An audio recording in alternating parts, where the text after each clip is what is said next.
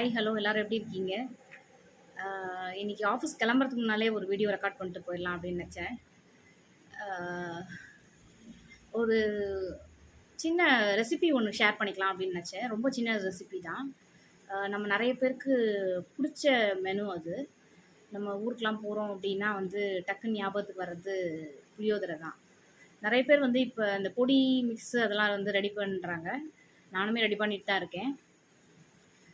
அது வந்து ரெடி மிக்ஸுன்றது வந்து இப்போ பேச்சுலர்ஸ் யாராவது இருக்காங்க, அவங்களுக்கு இமிடியேட்டாக தேவை, இல்லை வந்து கூட ஹெல்ப்புக்கு யாரும் இல்லை, அவ்வளோ நேரம் காய்ச்சி செய்ய முடியாது அப்படின்னு நினைக்கிறவங்களுக்கானது தான் அந்த ரெடி மிக்ஸ்லாம். ஆனால் நீங்கள் புளிக்காய்ச்சல் செய்து சாப்பாடு கிளறினீங்கன்னா அதோட டேஸ்ட்டே வேறு மாதிரி இருக்கும். அதுவும் முந்தின நாள் காய்ச்சிட்டு நெக்ஸ்ட் டே வந்து கிளறினீங்கன்னா ரொம்ப டேஸ்ட்டாக இருக்கும். ஸோ அந்த ரெசிபி உங்க கூட ஷேர் பண்ணிக்கலான்னு பார்த்தேன். புளிக்காய்ச்சலுக்கு வந்து முடிஞ்ச அளவுக்கு வந்து நல்ல நல்லெண்ணெய் யூஸ் பண்ணால் ரொம்ப நல்லாயிருக்கும். டேஸ்ட்டு ப்ளஸ் வாசனை ரொம்ப நல்லாயிருக்கும். அப்படி இல்லை அப்படின்னா வந்து கடலெண்ணெய் யூஸ் பண்ணுங்கள். ரீஃபைண்ட் ஆயிலில் வந்து அந்தளவுக்கு வந்து டேஸ்ட்டு தெரியாது புளிக்காய்ச்சல் செஞ்சோன்னா. ஸோ நல்லெண்ணெய் இல்லைன்னா கடலெண்ணெய் ஊற்றிக்கோங்க.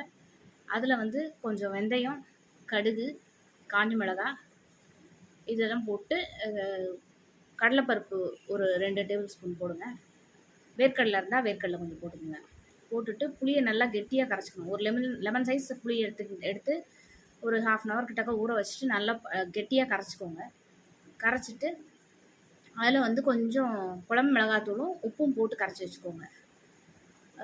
இப்போ தாளிப்பில் வந்து நீங்கள் கடலைப்பருப்பு போட்டு வேர்க்கடலை போட்டதுக்கப்புறம் கொஞ்சம் பெருங்காயம், மஞ்சத்தூள், அதுலேயும் கொஞ்சம் வந்து குழம்பு மிளகாத்தூள் போடுங்க.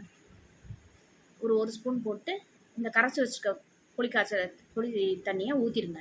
ஊற்றிட்டு நல்லா சுண்டணும். சுருளாக வதங்கணும். எண்ணெய் வந்து தனியாக வரணும்.